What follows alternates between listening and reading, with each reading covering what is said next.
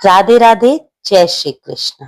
ऐसी कथा जिसे सुनने में ही जीवन का सबसे बड़ा पुण्य है। अगर आपने बैसाख मास की इस अद्भुत कथा को नहीं सुना तो मानो आपने जीवन का सबसे बड़ा पुण्य खो दिया, क्योंकि यह है अध्याय 20 की ऐसी महिमा जिसे सुनने मात्र से ही पाप नष्ट हो जाते हैं और मोक्ष का मार्ग खुल जाता है। प्राचीन समय की बात है, एक नगर में विवेक नाम का एक ब्राह्मण रहता था। वह विद्वान तो था, परंतु जीवन में अनेक पापों का बोझ भी उसके ऊपर था। समय के साथ उसका मन अशांत रहने लगा। उसे ना सुख मिलता था, ना शांति। एक दिन वह अत्यंत दुखी होकर एक महात्मा के पास पहुंचा और बोला, हे गुरुदेव, मेरे जीवन में दुख ही दुख है। क्या कोई ऐसा उपाय है जिससे मेरे पाप समाप्त हो जाएं?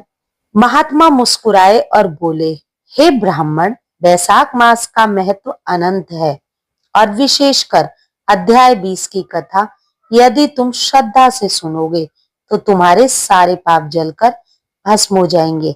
महात्मा ने बताया, बैसाख मास में प्रातःकाल स्नान, दान और भगवान विष्णु का ध्यान करने से हजारों जन्मों के पाप नष्ट हो जाते हैं। लेकिन जो व्यक्ति इस अध्याय 20 की कथा सुनता है उसे विशेष फल प्राप्त होता है। उसे गंगा स्नान का फल मिलता है, उसे सभी तीर्थों का पुण्य मिलता है और अंत में उसे मोक्ष की प्राप्ति होती है। विवेक ने पूरे मन से इस कथा को सुना। उसने बैसाख मास में स्नान, दान और भगवान का ध्यान करना शुरू किया।